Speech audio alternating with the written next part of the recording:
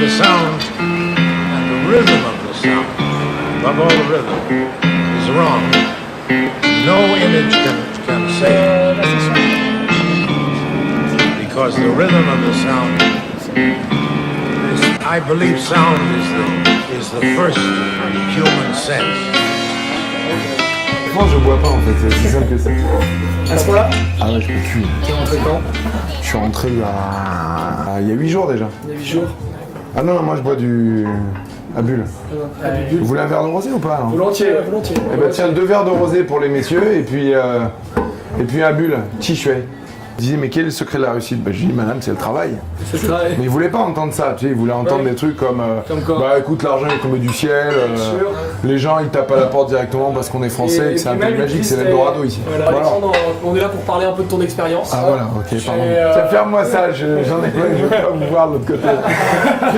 Ferme le rideau là. Ah, il est timide, On dirait pas comme ça. Donc Alexandre, on te surnomme Bruce Willis, tu m'expliques un petit peu l'histoire. C'est lui qui dit les conneries. Tu peux nous décrire un peu les années qui ont précédé l'ouverture de tes restaurants, ce que tu faisais En fait, moi je suis arrivé en 95. D'accord. Ok. Je viens du monde de la restauration. Donc j'ai commencé à l'âge de 16 ans dans les boîtes de nuit et puis dans un restaurant italien qui s'appelait Positano dans le 6e. Tu faisais les deux en même temps? Je faisais les deux en même temps, oui. Pendant les vacances, j'allais à Val d'Isère faire Les saisons? Non, c'était des demi-saisons de vacances puisque j'étais écolier encore. Hein. J'étais je crois en terminale ou en 3e, enfin je me rappelle plus quoi. Donc un bosseur né en fait, dès l'âge de 16 ans. Dès l'âge de 16 ans, oui. Dès que tu avais le droit en fait de travailler. Voilà. Et j'ai continué mes études, les études m'ont poursuivi. Et moi, ce que je voulais faire, c'était travailler en restaurant. Quoi. C'est pas toi qui as poursuivi les études? Ah non, surtout pas, même m'ont poursuivi. J'ai couru plus vite puisque j'ai réussi à ne pas passer le bac et à ne pas passer mon BTS Action Co. C'est très grand ça. Donc c'était pas mal. C'est simple, le travail, moi, me faisait pas peur. Ouais. Et à la fin du mois, j'avais presque 10 000 francs. Quoi. Ce qui était énorme. Quand t'as 16-17 ans, 10 000 balles. T'as reçu tes copains. Ouais. C'était le roi. C'était ça. Donc on était deux en fait. J'avais mon meilleur ami qui lui aujourd'hui a récupéré le restaurant de son père. Ok. Ils ont vendu la Positano et ça s'appelle Da Alfredo. C'est une famille italienne d'origine napolitaine.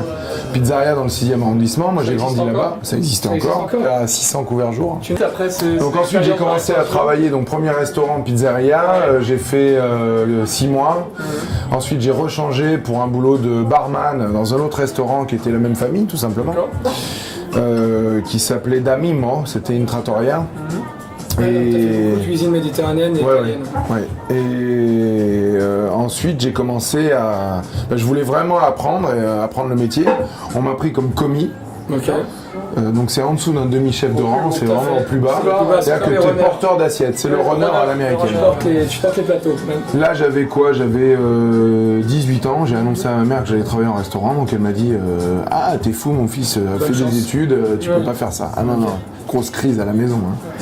Ma mère, elle m'aurait vu avocat ou etc. Mais le problème, c'est que dans ma famille, ça fait plus de 200 ans qu'on est restaurateur ou boulanger. Ah bah c'est une tradition. Donc j'ai commencé chez les frères Lérac qui avaient 2 brasseries à Paris. Ils avaient un traiteur et 2 brasseries, ça s'appelait... Alors ils en ont plus qu'un. Les frères Lérac, je crois qu'il en reste plus qu'un parce qu'ils sont morts. Okay. C'est des gens âgés, hein. Ils ont commencé dans les années 50, eux. Ils avaient l'une des plus grosses brasseries parisiennes, ça s'appelait le Petit Zinc et ça s'appelait le Munich. C'était dans le 6e. Dans le 6e aussi. On a commencé à faire chef de rang, ça a duré pendant quelques mois et puis un jour il y a une nana qui m'a dit « Ah, vous travaillez très bien, est-ce que vous voulez pas travailler pour moi en tant que maître d'hôtel ?» Donc directement. De commis à maître d'hôtel. Je suis passé à demi-chef de rang, directement à maître d'hôtel. C'est beau. J'ai fait, bon alors écoute, j'y connais rien, quel est le salaire? Je vais gagner 3000 francs de plus, allez roule, c'est bon, on y va. C'est parti. Et je suis parti donc là beaucoup plus loin. Au culot. Je suis parti au culot et plus loin. Premier salaire, je me rappelle, c'était 6200 francs en commis. Donc, là, je suis allé donc travailler à Vincennes. J'ai fait 9 mois chez elle parce qu'elle était folle. En fait, on faisait énormément de réceptions. Elle avait le restaurant qui est adjacent au parc de Vincennes, qui touche également le château. où tu as un parc floral énorme et ils ont tous les étudiants le midi, les brunchs le week-end, les mariages, etc. Donc moi j'ai appris plein de trucs, hein. J'ai appris à servir des mariages. Donc là, t'étais maître d'hôtel. J'étais maître d'hôtel, je prenais les commandes en smoking. De là, qu'est-ce que j'ai fait moi? De là, comme j'ai quitté, en fait, j'ai été me présenter chez les Aveyronnais, puis je suis Aveyronnais corrézien, donc j'étais bien habillé, moi j'avais une bonne éducation. Puis le premier restaurant, j'avais un CV correct. Ouais, mais c'était correct. Pour être maître d'hôtel déjà à 19 ans, ça passait pas, mais bon, peu importe. Mais quand même, bien présenté, belle chemise, puisque je mettais tout dans les fringues, moi, parce que j'adorais m'habiller. Première place que j'ai faite, les mecs m'ont dit écoutez, ça tombe bien, vous nous plaisez, on vous prend. Comme premier maître d'hôtel, c'est-à-dire sous-directeur de restaurant en fait. Donc un bistrot qui s'appelait Vic, 19 ans et demi. Donc premier salaire, 15 000 francs. Plus pour boire, j'en étais à 24 000 francs. J'ai fait des, comment on appelle ça, des stages d'entreprise où les mecs étaient cadres avec des bacs plus 4. Gagner 12 000 francs à peu près. Donc j'ai vite compris où était mon intérêt, quoi. Tu travailles, ok, alors t'as pas de repos. Donc ça c'est difficile, t'as pas tes week-ends. Mais au moins quand tu sors, tu t'éclates. Et puis tu connais tout le monde. Ça. Ah ouais, c'est une pile. Bah, tu sors, tu viens de manger, il faut que tu fasses quelque chose. T'as picolé en général. 6 mois de Victor. Donc mon boss m'a mal parlé, moi je bossais 14 heures par jour, 7 jours sur 7. Ouais. J'ai pas supporté, je lui ai dit écoute t'es bien gentil, la cave je la ferai tout à l'heure. Je pense pas que ça soit hyper urgent, donc j'arriverai une demi-heure plus tôt et je la ferai. Et puis il m'a dit oh non, ça peut pas se passer comme ça. J'ai dit écoute, tu veux pas, au revoir. Au revoir, ouais, je suis fatigué, là je suis vraiment claqué. Mon business c'est d'avoir l'opportunité dans tous les restaurants. Alors quand ça marche, au début septembre, on sait que avant le 10 septembre, nous ça marche pas, il n'y a personne. D'accord. Donc c'est comme ça. Moi, j'ai les chiffres. On est en période creuse. Alors normalement un dimanche soir, on va faire entre 80. On est dimanche soir. On est dimanche soir, ouais. Donc 80 couverts le soir et le midi, on va tourner jusqu'à 100 couverts à peu près. Ici, c'était jamais ouvert le dimanche. Donc on a décidé d'ouvrir parce qu'on a joint les deux cuisines. On a tellement de monde que c'est une facilité. Le froid sort d'un côté et le chaud de l'autre.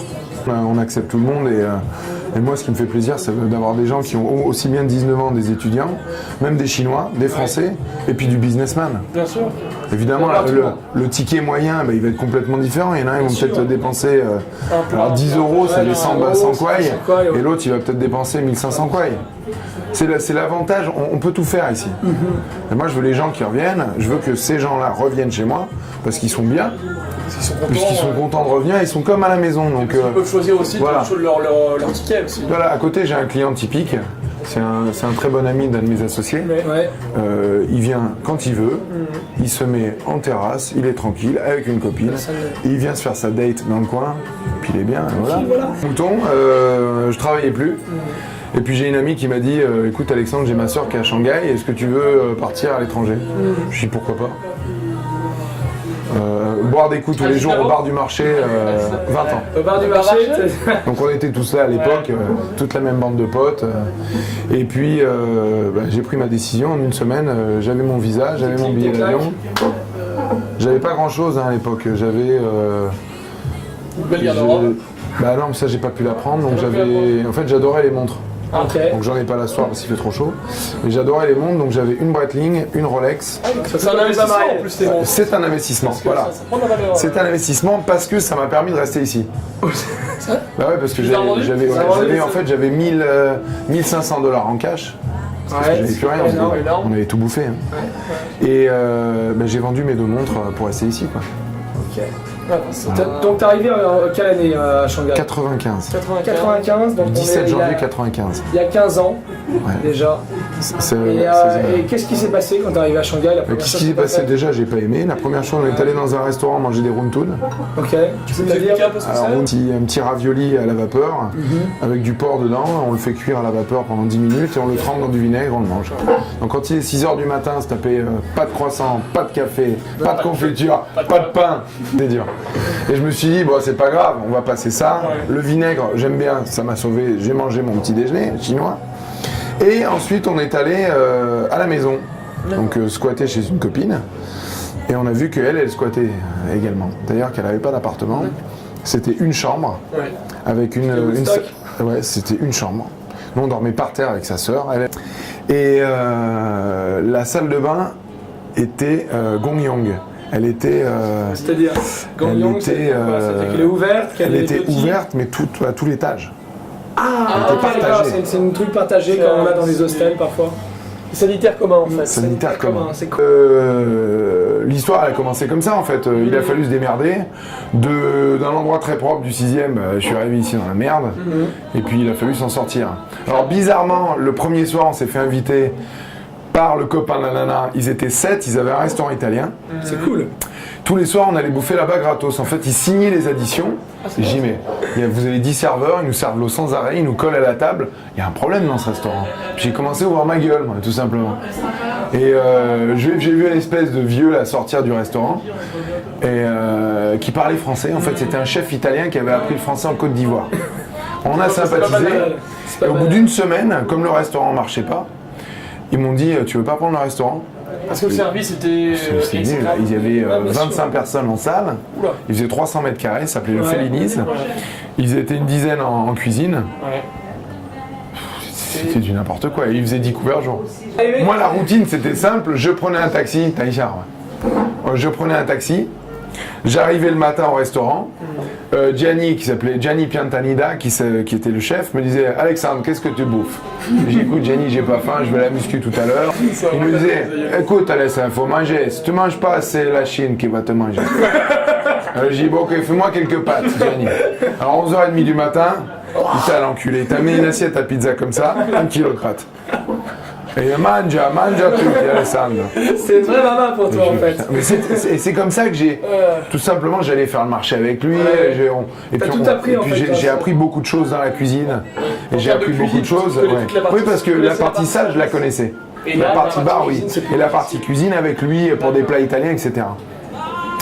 Et on s'est vraiment amusé. On picolait, on faisait la fête. Il y avait un train-train qui ressemblait un peu comme à la maison. Ça s'est arrivé le 2e jour ou 3e jour? Une semaine après l'arrivée. Alors que j'ai rencontré des Français qui, eux, parlaient chinois. Eux parlaient anglais, moi je parlais pas anglais encore. Il a fallu que je sorte avec une anglaise pour m'apprendre l'anglais. Pour combien de temps? Un mois. Vitesse accélérée, cours de langue accéléré. Non mais t'apprends l'anglais à l'école. 24 heures sur 24. Mais bon, pour le parler, c'est tout à fait différent. On t'apprend les bases. Voilà. Et puis les bases, je les ai finies sur le piano avec l'anglaise. Et puis voilà quoi. Ça nous a permis de prendre l'anglais, de fidéliser une certaine clientèle des copains à elle, etc. Elle était étudiante dans la musique, donc elle m'a ramené une partie de clientèle. Moi, j'ai ramené des potes à moi. Et puis le restaurant, il a commencé à fonctionner. D'accord. Seulement, ils avaient tellement de dettes que impossible de rattraper. Ils avaient plus de 40 000 euros de dettes. Le loyer à l'époque était plus cher qu'aujourd'hui. Non. Il se faisait avoir, mais alors grave. Il payait 72 000 kouaï, l'équivalent de 8 500 euros pour 300 mètres carrés. C'est des barges? Juste derrière, là, à même pas 500 mètres d'ici. En plus. Il y a 15 ans. Il y a 15 ans. Il y a 15 ans. Tout en sachant qu'un loyer normal de restaurant aurait coûté dans les même sur 500 euros à peu près. 500 euros. Ouais, c'est dans les 8 9 000. D'accord, 8 9 000. En fait, on est 2-3 fois plus cher que la France ici. Donc en termes de loyer. En termes de loyer. Okay. Donc c'est bien qu'il faut avoir les reins solides en cash. L'avantage, c'est qu'on n'a pas de charges sociales. C'est pas les mêmes. Donc t'as pas l'URSSAF qui t'assomme. Donc moi j'ai fait mon petit bout de chemin dans ce restaurant, au Fellini's. Et puis j'avais beaucoup de clients, le restaurant marchait, mais bon, il a fallu que le restaurant ferme parce que c'était plus possible. L'entretien, ils pouvaient plus le faire, ils avaient plus assez de cash flow. On était, non mais le chef s'est barré, il y en avait un. C'était tout un micmac, il n'y avait que des histoires. Et je me suis dit, bah tiens, moi je vais quand même rester ici, je vais me trouver un boulot. Dans la restauration, à mon avis, c'est pas développé, ça va pas marcher. Par contre, je vais essayer de me trouver un boulot alimentaire. Et j'ai un type très sympa qui s'appelait Henk Westerhoek, qui parlait français comme toi et moi, un Hollandais, qui était le patron d'une société de transitaire, qui m'a dit bah tiens tu voudrais pas bosser pour moi, maintenant tu parles anglais, parce qu'il a vu la progression en quelques semaines. On a fait un entretien jusqu'à 5h du matin dans un bar à pute. À la bière, lui parlait 8 langues déjà, moi je parlais à peine l'anglais, mais et puis le lendemain, bah écoute il m'a dit c'est bon, tu bosses. Et en même temps que le restaurant, j'ai eu mon premier boulot à 8 000 kouaï. Donc 8 et 5, 13. 13 000 kouaï, l'équivalent de 1 300 euros par mois. C'était énorme il y a 15 ans. À l'époque, c'était énorme. Parce qu'on était en colocation, les appartes étaient plus chers qu'aujourd'hui. Parce qu'en fait, les étrangers n'avaient pas le droit de louer des appartements de Chinois, alors qu'aujourd'hui on a le droit, depuis Il fallait un 99. Chinois partenaire en quelque sorte. Voilà. En plus pour le resto, il en fallait un pour le logement. Pour l'appart. Donc, peu d'eau ouais, je veux bien un peu d'eau, ouais. Steve, tu peux me donner une bouteille d'eau, s'il te plaît, une grande? Et puis 2 verres de rosé pour les Ça messieurs. dérange pas. Merci beaucoup Steve. Donc on a... Merci beaucoup, Alexandre. Ouais, je t'en prie. Ouais. On a... j'ai commencé à bosser dans le fret, ils m'ont envoyé à Hong Kong, ils m'ont fait tous mes papiers de travail, etc. T'es parti à Hong Kong. Ouais, j'ai fait un mois de formation à Hong Kong, où là j'ai parlé que anglais. Ok, génial. J'ai découvert les plaisirs de Hong Kong. Merci Steve. Ça, Congo reprend. Alors, on reprend Hong Kong. On reprend Hong Kong. En fait, on m'a fait ma formation. Moi, donc, j'ai bossé. J'ai fait une carrière, pareil. J'ai commencé comme route manager. J'ai fini comme directeur général dans le fret. Mais tout simplement pour avoir du cash, puisque c'était toujours alimentaire, pour pouvoir ouvrir mon premier restaurant. Mon premier restaurant, je l'ai ouvert en même temps que le fret, parce qu'il fallait quand même un peu de pognon pour payer, et puis pour payer les pertes, hein, surtout. Hein, parce qu'il y a quand même des pertes. Bon, pour revenir à l'histoire du Saléga, de la Grange. Alors voilà, en 2003, moi j'ai ouvert un premier restaurant. C'était Saléga. C'était, alors l'endroit je le connaissais. Ouais. Du bistrot traditionnel français, c'est-à-dire on a commencé à 9,80 € entrée plat dessert. Il y a 15 ans, ça coûtait pas cher, le loyer il était à 800 €, donc c'est pas cher. Et tu voulais pas tes clients. Et puis on volait pas, non, mais c'était pas hyper bon, mais bon, c'était normal. T'avais un steak propre, t'avais des légumes propres, c'était beaucoup plus difficile qu'aujourd'hui. Le matos, on n'avait pas le même. Aujourd'hui, on a du matos professionnel, mais avant, c'était pas ça. Ensuite, je suis au bout de quelques semaines, au bout de ça a explosé un an, directement, on a eu beaucoup de monde, beaucoup trop d'ailleurs. Dès le début. Ouais. Au bout de 40 couverts, c'était pas possible. Non, mais même pas épuisé, mais c'est-à-dire qu'on pouvait pas fournir. Ils étaient 5 en cuisine, j'avais 5 Chinois, j'avais pas encore de chef français. Il y avait combien de tables? Il y avait le même nombre de tables qu'aujourd'hui, mais la terrasse était 3 fois moins importante. 32 couverts. 32 couverts. Ouais. Donc j'ai ouvert en 2003, j'apportais du business puisque j'avais des notes de frais avec Schenker, donc j'amenais mes clients chez moi pour boire des coups, donc les clients ils adoraient. Au bout d'un an, quand on a compris qu'on perdait de l'argent tous les mois, on perdait quand même, c'est pas énorme, mais quand tu perds 1000, 2000 €, t'en gagnes 3-4 000, c'est pas suffisant, tu peux pas vivre. Hein. Moi j'avais déjà un gosse, j'étais marié, j'avais un mariage. Là j'ai 37 ans, mon fils il a 10 ans, je l'ai eu à 27 ans. Ok. Voilà. Il s'appelle? Il s'appelle Chelan. On lui fait un petit coucou. Un petit coucou à Chelan. Et puis, donc il a fallu transformer ce business de potes en restaurant. Donc là, j'ai rencontré un chef. J'ai rencontré un chef qui tout simplement a décidé de prendre la responsabilité du restaurant. Il a fait un très bon boulot. Il s'appelait Franck Salati et puis il m'a dit, écoute, moi, je sais que tu peux pas me payer. Moi, je suis, entre guillemets, femme d'expat, parce que sa femme était l'expat et lui, il était là. Il faisait des dîners et puis il s'emmerdait. Et il a décidé de devenir le chef du restaurant. Et il a lancé comme ça. Donc on a fait quasiment 100% de chiffre d'affaires en plus par an sur les 2 premières années. Un jour, moi, j'ai vu que le restaurant me rapportait suffisamment pour penser à autre chose. Pour pouvoir, soit je continuais dans le fret, ce qui me plaisait pas, soit je prenais la décision de me développer dans le métier qui me plaisait. Tu étais toujours dans le fret? Bien sûr, oui. Ah oui, donc toujours de casquettes. J'ai arrêté en 2007 le fret. La première fois où je voulais acheter une affaire, j'ai demandé à ma femme, on a discuté, elle me dit voilà, soit j'ouvre une affaire, soit on achète un appartement. Qu'est-ce que tu veux faire? J'avais mis de l'argent de côté, on a dit on achète un appartement. On a acheté notre premier appartement. Voilà. Au moins on avait un appartement. Il faut savoir, sur Graffiti, on est assez intrigué par les toilettes. Tu nous expliques le concept de pouvoir... En fait, c'est un graffiti, donc tout le monde met une dédicace dans les toilettes. Mais écoute, les frères gastronomes, plutôt que soit banni et que tout le monde le fasse, là, c'est autorisé. Voilà, c'est autorisé. Voilà, exactement. Donc tout le monde se régale. C'est la régalade. C'est génial. Tout le monde déchiré, ça fait une petite dédicace sans que ça soit autorisé. Donc on nettoie 2 fois par an. Donc ça, c'est un concept qu'on a créé qui est plus jeune. Ça marche pas aussi bien que le restaurant que j'avais avant, parce qu'en fait, quand j'ai pris ma décision d'ouvrir un deuxième, j'avais ouvert le 570.